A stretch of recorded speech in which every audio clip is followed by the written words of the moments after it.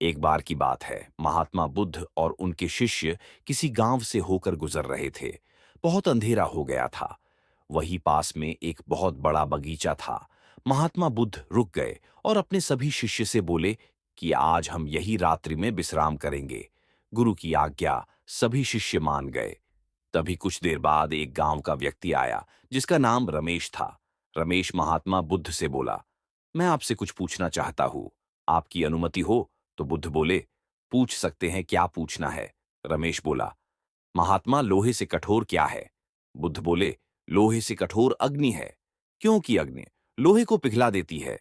दोबारा रमेश बोला, आग से कठोर क्या है? बुद्ध बोले, आग से कठोर हैं पानी, क्योंकि पानी भीषण से भीषण आग को बुझा देती है। ठीक उसी प्रकार से मनुष्य अपनी आत्मशक्ति के द्वारा बड़े से बड़े बढ़ाओ दुखों को पार कर सकता है और अपनी जीत हासिल कर सकता है।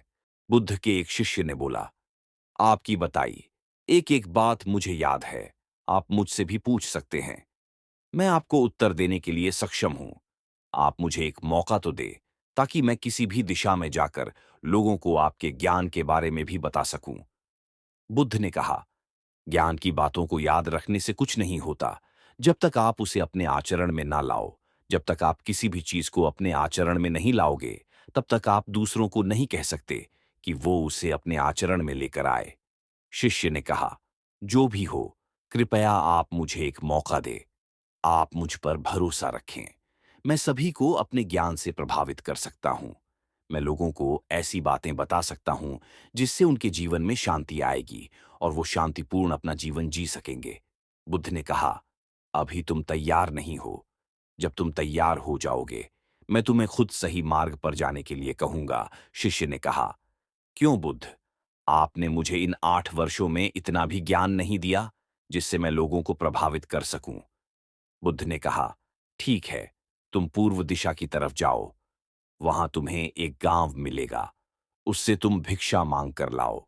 शिष्य ने कहा कि बुद्ध, वहां के लोग बेहद दुष्ट हैं, उन्हें जरा भी बुद्धि नहीं है। मैं उस गांव में भिक्षा लेने गया, पर किसी ने मुझे भिक्षा नहीं दी। सब मुझे गालियां दे रहे थे। एक व्यक्ति ने मुझे भिक्षा दी, लेकिन नीचे फेंक कर कहा, इसे उठा लो। मैंने उन्हें काफी समझाया, लेकिन वह मेरी बात सुनने को तैयार ही नहीं थे। उल्टा उन्होंने मेरे साथ हाथापाई की, जिससे मुझे चोट लग गई। हे बुद्ध, आप मुझे दूसरी जगह भेजें जहां के लोगों में बुद्धि हो, इस तरह न हो। बुद्ध उसकी बात सुनकर मुस्कुराए और बोले कि अगर तुम्हें दूसरे गांव में भी ऐसे ही लोग मिले, तब तुम क्या करोगे? शिष्य ने कहा, हे बुद्ध, ऐसे लोगों को कोई ज्ञान नहीं दे सकता। वह लोग अज्ञानी हैं, उन्हें कौन समझाए? बुद्ध ने कहा, वह लोग अज्ञानी नहीं बल्कि ज्ञानी हैं। उनके पास बहुत बुद्धि है, परंतु उनके पास खुद का ज्ञान है। अब अगर तुम किसी दूसरे के ज्ञान को चोट पहुंचाओगे, तो वह कुछ तो कहेंगे ही। तुम्हें ऐसे लोग हर जगह मिलेंगे, तब तुम अपना ज्ञान उन्हें कैसे दोगे?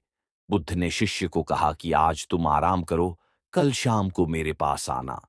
शिष्य बुद्ध को प्रणाम करके चला गया। अगली शाम जब वह वापस बुद्ध के पास आया, तब वहां एक और बुद्ध का शिष्य मौजूद था। उनके हाथ में चोट लगी हुई थी। बुद्ध ने उस शिष्य के हाथ पर चोट देख उस पर पट्टी की और उस शिष्य से पूछा कि तुम्हें यह चोट कैसे लगी?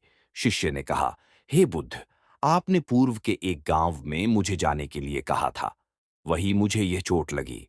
बुद्ध ने कहा, वहां तुम्हारे साथ क्या क्या हुआ, तुम मुझे बताओ।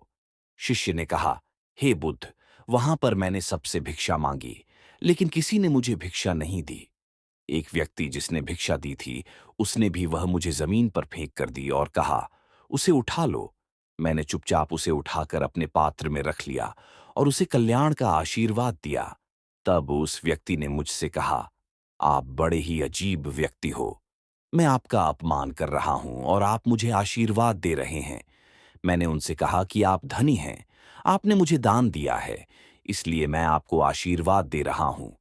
फिर वहां से मैं आगे गया, तो कुछ लोगों ने मुझे वहां से जाने के लिए कहा। उन्होंने मुझे कुछ अपशब्द कहे और मुझ पर कुछ पत्थर फेंके। एक मां को रोते हुए देखा। वह अपने बीमार बच्चे को लेकर चिंतित थी। मैं तुरंत जंगल से जाकर उसके लिए जड़ी बूटी ले आया, लेकिन वहां के लोग मुझे जड़ी बूटी देने नहीं दे रहे थे। फिर मैंने उनसे विनती की कि वह मुझे उस बच्चे का इलाज करने दें। उसके बाद वो जैसा कहेंगे, मैं ठीक वैसा ही करूंगा। फिर जिस व्यक्ति ने मुझे भिक्षा दी थी, उसने गांव वालों को समझाया। तब उन्होंने मुझे उस बच्चे को जड़ी बूटी लगाने दी। उसके बाद वह बच्चा ठीक हो गया। फिर गांव वालों ने मुझसे अपने किए गए अभद्र व्यवहार के लिए क्षमा मांगी और मुझे धन्यवाद कहा।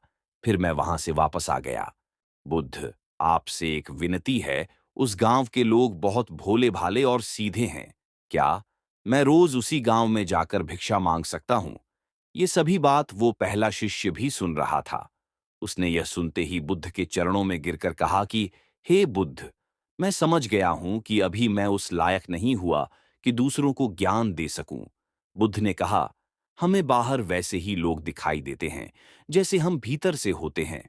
जब तक हम स्वयं को नहीं बदलते, तब तक हम किसी को भी नहीं बदल सकते। खुद में परिवर्तन करना बेहद जरूरी है। कोई भी बात बताने से पहले उसे आचरण में लाना बेहद जरूरी है, क्योंकि आचरण में लाई हुई चीज को बताना, समझाना बहुत आसान होता है और उसे लोग बेहद आसानी से अच्छे से समझ पाते हैं।